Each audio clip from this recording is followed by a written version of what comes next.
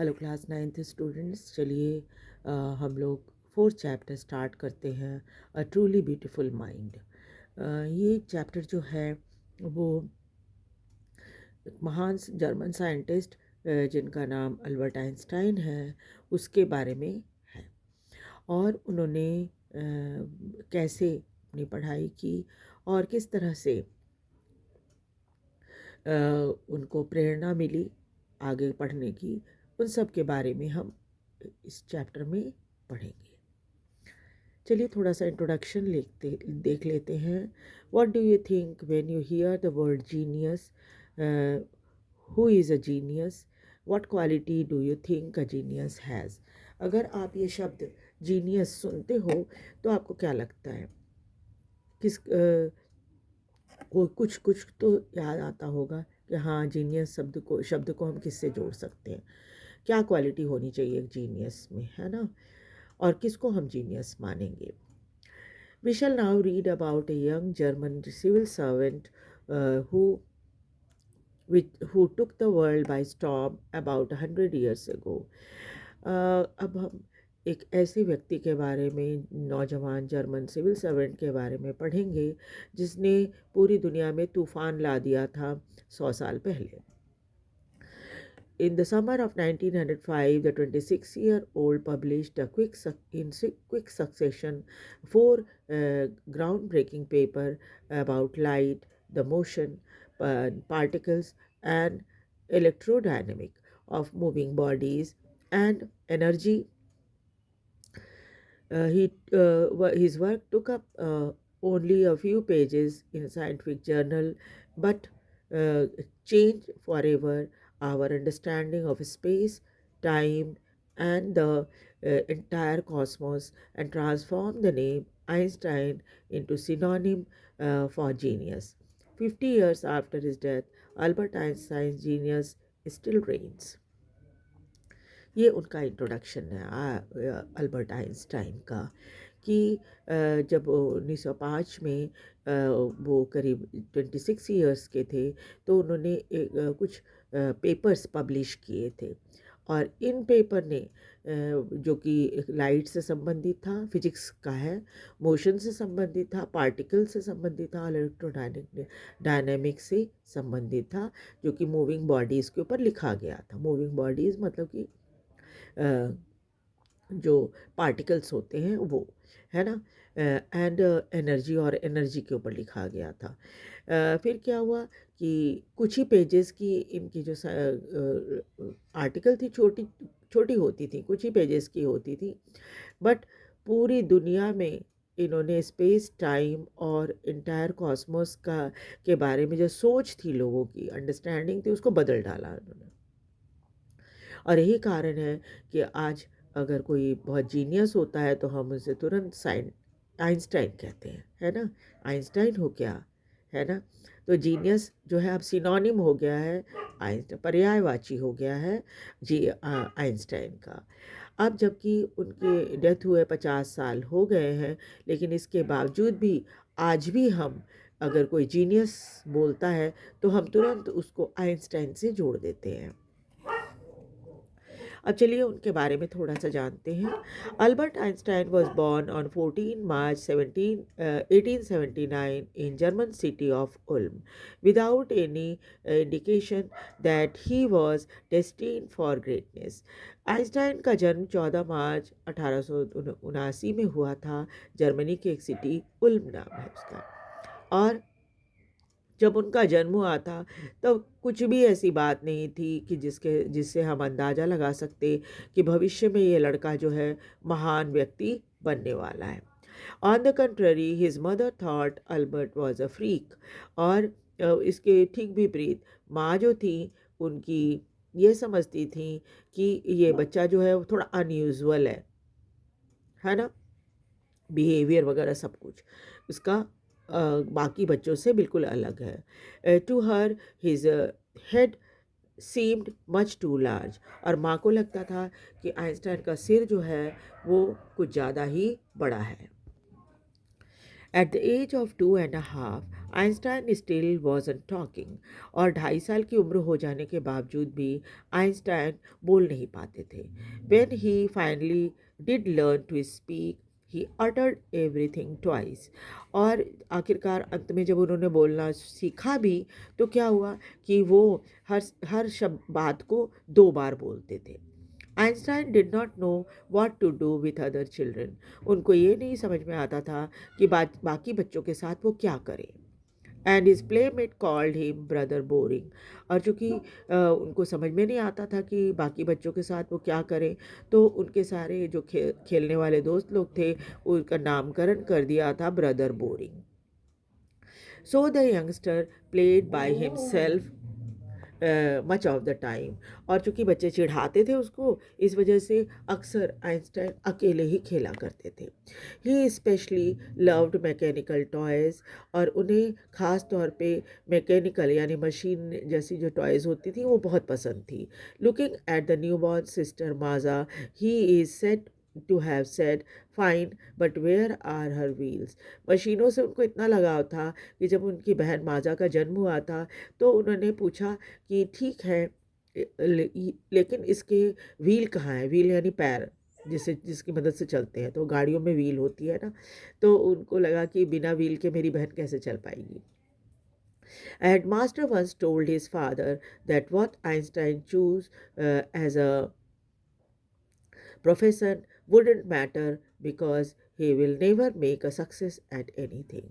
एक हेडमास्टर ने तो उनके पिता को यहाँ तक एक बार कह दिया था कि आइंस्टाइन चाहे कोई भी प्रोफेशन चूज़ करें कोई फ़र्क नहीं पड़ता उससे, क्योंकि ये किसी में भी सफल नहीं हो सकते, नहीं होंगे, किसी भी काम में सफल नहीं होंगे. Einstein began learning to play the violin at the age of 6. और आइंस्टाइन ने 6 वर्ष की उम्र में वायलिन, एक तरह का इंस्ट्रूमेंट होता है, उसको बजाना उन्होंने सीखा. Because his mother wanted him to, क्योंकि माँ चाहती थी कि वो वायलिन बजाना सीखें. He later became a gifted amateur violinist, maintaining this skill throughout his life. और बाद में वो एक बहुत ही गिफ्टेड एमेचर वायलिनिस्ट बन गए. तो एमेचर कहते हैं उन लोग को जो कि शौक से बजाते हैं. तो एक गिफ्टेड वायलिनिस्ट थे लेकिन शौक से बजाते थे. और अपनी इस कला को उन्होंने पूरी ज़िंदगी कायम रखा. पूरी ज़िंदगी उन्होंने वायलिन को अपना एक म्यूज़िकल इंस्ट्रूमेंट जो होता है वायलिन, उसको उन्होंने अपने साथ रखा. मतलब प्रोफेशनली नहीं, एमेचर के रूप में शौक से बजाते रहे पूरी ज़िंदगी.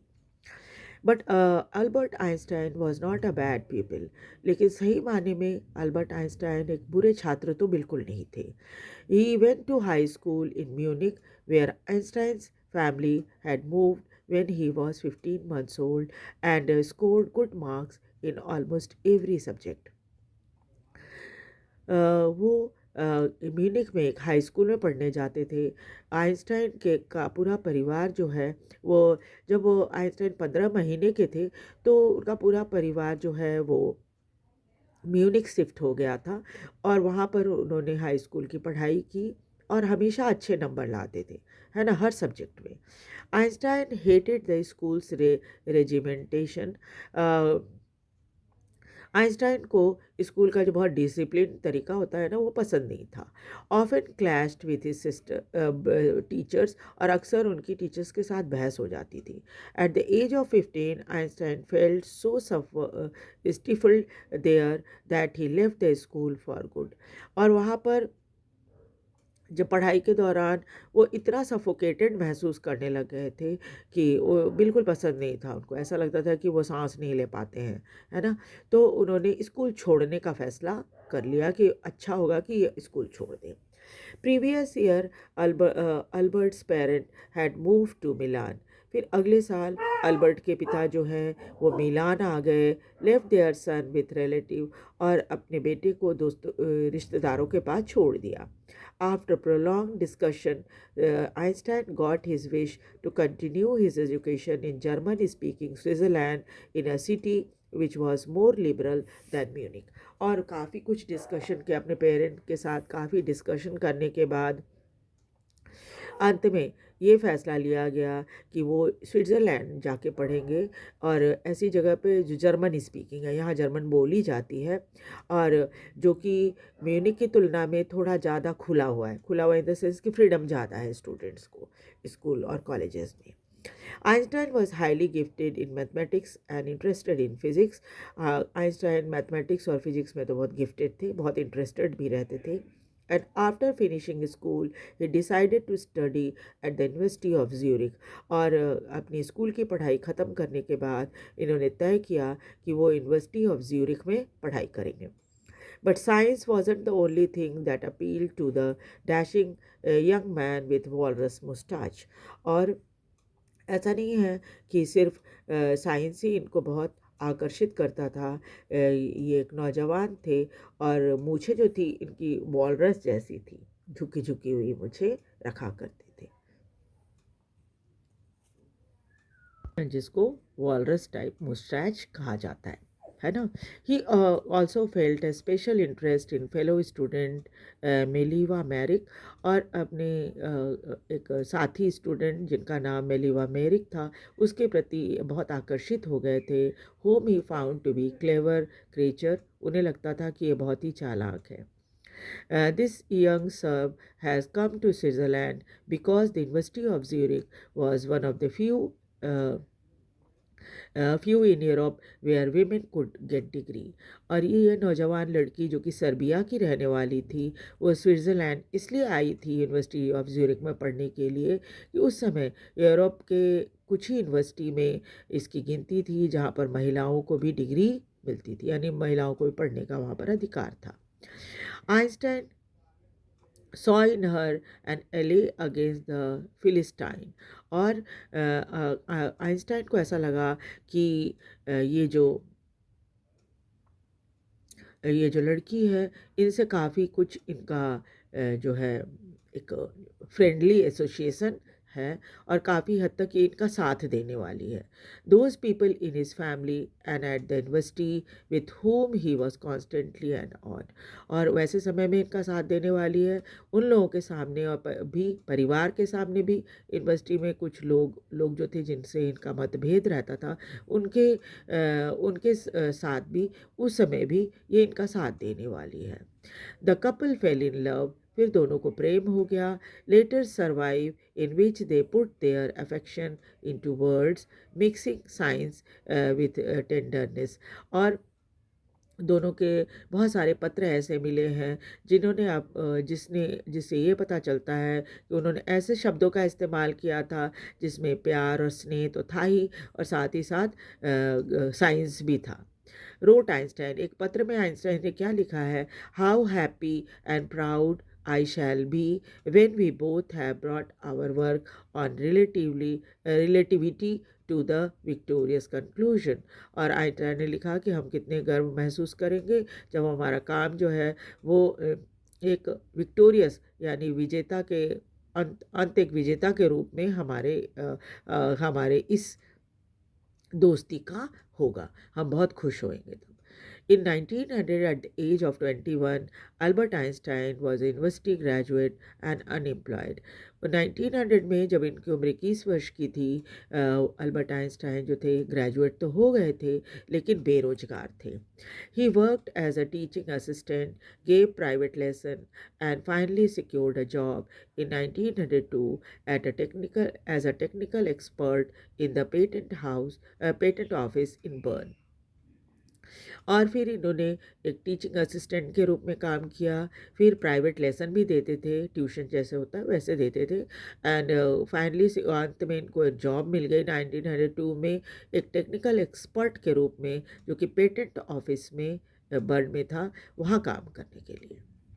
While he was supposed to be assessing other people's invention, patent office में क्या होता है लोग जो कुछ भी खोज करते हैं, नई चीज़ों की खोज करते हैं, उसे लाया जाता है फिर उसको पेटेंट बनाया जाता है, उनके नाम से कर दिया जाता है. तो इनका काम यही था कि इनको एसेस करना होता था कि जो व्यक्ति लेकर आया है क्या वो